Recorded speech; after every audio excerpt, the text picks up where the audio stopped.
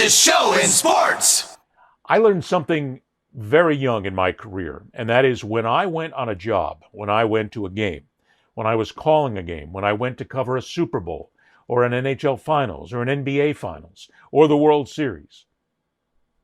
The one thing I learned was when you're on the road, you lay low, you fly low, you shut your mouth, you don't get in trouble. The worst thing you can do, and I learned this from a lot of people, and I also learned it the hard way because I broke this rule once, and it almost cost me everything. And boy, did I learn my lesson. Someday I'll tell that story, which is an interesting story which some people are still involved in. I may not be able to tell it.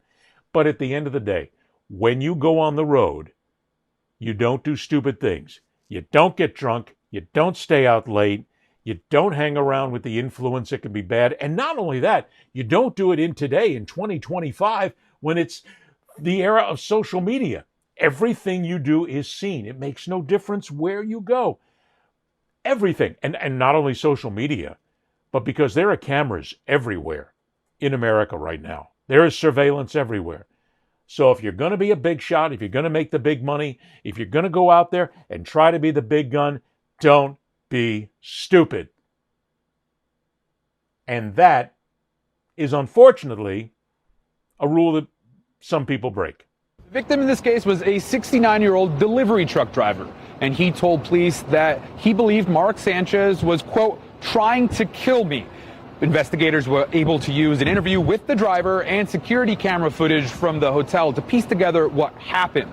I spoke to a witness who was around to see what happened once police and first responders arrived. Darren Laughlin captured this video early Saturday morning as police arrived at the scene of the fight. He was getting food downtown when he heard sirens. I noticed they stopped just up the road, so I followed them up and stayed across the street to see what was going on. According to police, Sanchez and the unnamed driver had an argument about where the truck was parked. At some point, Sanchez tried to get into the truck and even shoved the driver as the driver was trying to flag security. It escalated into a fight in which the victim pepper sprayed and later stabbed Sanchez multiple times. A short time after getting to the alley, Laughlin saw both men carried off on gurneys. The second person, they brought him out of the alley here on the gurney, and he was setting up on the gurney and had a towel wrapped all the way around his head. Laughlin saw the delivery truck backed into the dock and says there was enough room for a car to pass by. According to court documents, security footage shows Sanchez throwing the driver into the dumpster and nearby pallets. At first, I just didn't want to believe that it was him. Sanchez reportedly told police he didn't know what happened and could only remember grabbing for a window at a nearby pub. Laughlin recalls seeing someone come out of the business, not knowing it was Sanchez at the time. You don't think you're going to see somebody, recognizable in something like this. In a statement, Marion County Prosecutor Ryan Mears condemned the incident, adding in part what began as a disagreement between a 38-year-old former professional athlete and a 69-year-old man should not have escalated into violence or left anyone seriously injured. Laughlin says he was shocked to find out about Sanchez's arrest after what he saw that morning. I didn't expect anybody like that to be involved in just a two-person altercation of like an argument, especially him. I have absolutely no sympathy whatsoever for Mark Sanchez. Absolutely none. That lesson that you learn is that when you are out on the road, when you're working on somebody's time, you don't get drunk, you don't be stupid, you don't get into fights, you don't put yourself in a situation where you're going to eventually wind up being the bad guy. And that's what Mark Sanchez did. Mark Sanchez is an adult, and I don't know Mark. I've never met him. I don't think I'd know him if I tripped on him, actually. Well, or if he tripped on a fumbled football. But that's another story altogether. Mark Sanchez was working for Fox. He was on somebody else's dime to be there. He came out of a bar. There is absolutely no question whatsoever that Mark Sanchez was very likely drunk, got into a fight with a guy, and now he's got felony charges. Mark Sanchez's broadcast career is done, over, complete. Don't look for it ever again, because now he's been marked. Fox isn't going to take a chance on him. No other network will, because every place he goes now, it will follow him that. And now here's our color announcer, Mark Sanchez, who'll be helping me call today's game. Mark, what was it like beating up a 69-year-old man in the alley behind a Westin hotel? That's going to follow him for the rest of his life. He was stupid. He was incredibly stupid, but he's got to pay for it. He is an adult. Adults do stupid things. Mark Sanchez did a stupid thing. Am I wishing on him that he never gets another job, that his life is ruined? Absolutely not. I hope he turns into something. I hope he takes this and is able to learn from it. But broadcast career, done, over. And that's the way it should be.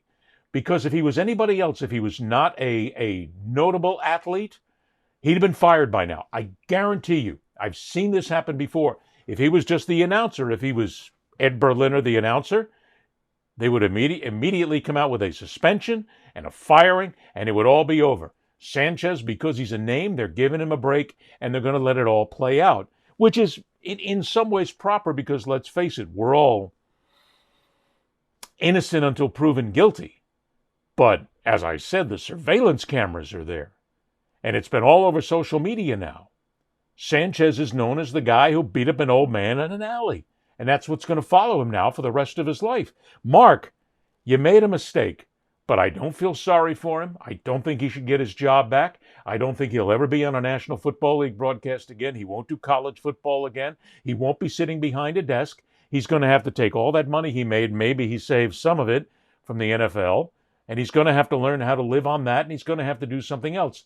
What will come next is the tour.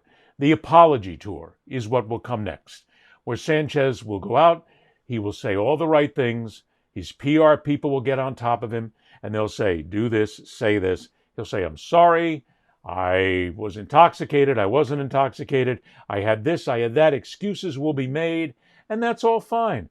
I hope he does apologize to the guy. I hope the guy that is in the hospital, who looks awful if you've seen the pictures, I hope he recovers completely.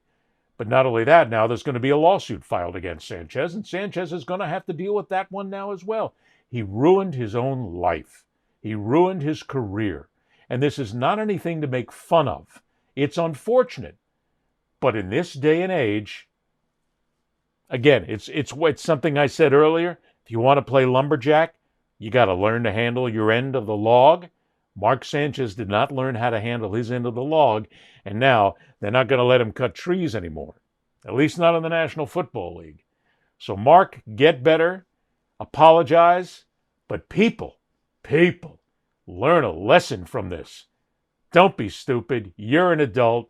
Don't get out there and absolutely be caught in a moment when your career is over. Ed Berliner, the fastest show in sports.